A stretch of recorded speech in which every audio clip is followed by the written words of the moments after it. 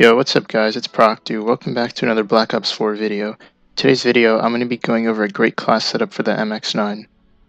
Anyway, I'm really enjoying this game so far. As you can see, I'm Prestige 1 level 48, and I wouldn't be playing this game if I really didn't enjoy it as much as I do.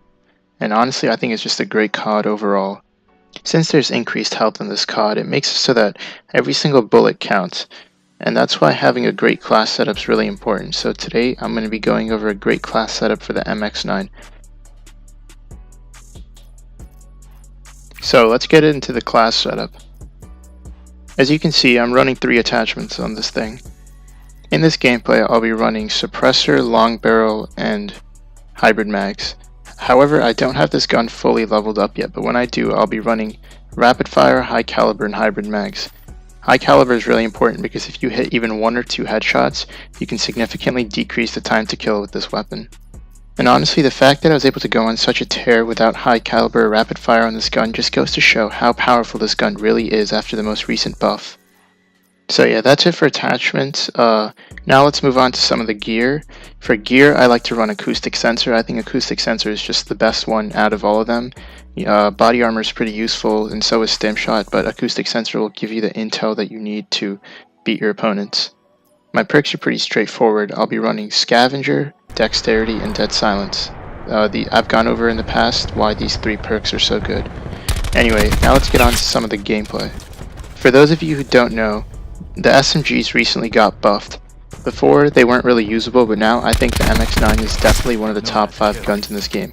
It might not be the best, but it's definitely up there and can easily compete with weapons like the Maddox and the Vapor. Although you will find yourself being outgunned by a Maddox or a Vapor at close range, and it can be frustrating at times.